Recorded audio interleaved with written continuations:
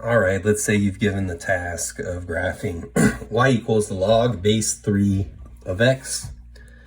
So the base is 3, y would be the exponent, and x is what you get when you take 3 to that value. In the other video, I said something about maybe thinking in terms of the exponential or exponents rather than in terms of a log.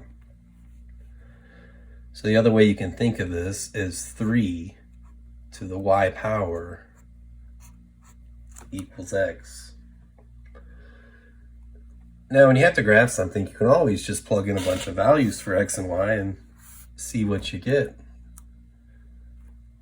So if we did that, we said, okay, we'll put x on the left, we'll put y on the right. Here's our equation. What you're going to notice is kind of funny is usually when you do this, when you make a table, you plug in things for x and you see what comes out for y.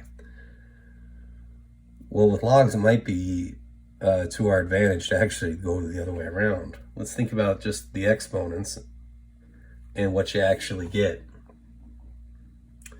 So, for instance, I know that, well, anything to the 0 power, like 3 to the 0, is going to equal 1.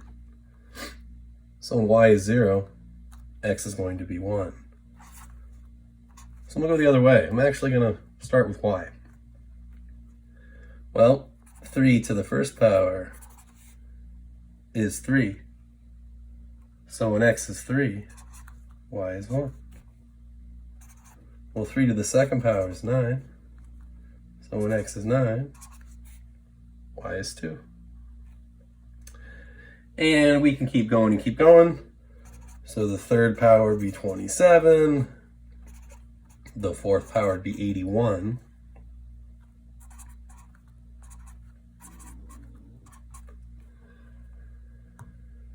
Notice that it doesn't take long.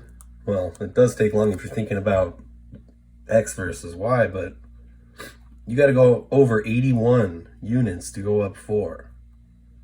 So think about what that graph is going to look like.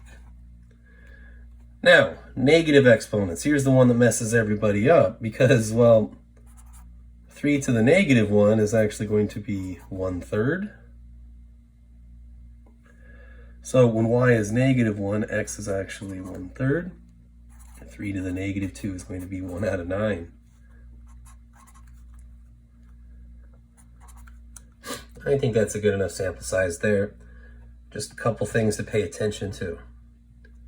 When exponents are negative, values are small. They're not negative. So it'll look almost like an asymptote, this graph. Well, I'm ruining the surprise. Let's take a look on the other page. All right, now what you're looking at is the graph of y equals the log base 3 of x. And just notice that how far x has to travel before y even becomes 3. You're already at 27/3, so it is the inverse of the exponential function. If you think about what the graph of y equals 3 to the x looks like, now you're looking at the inverse.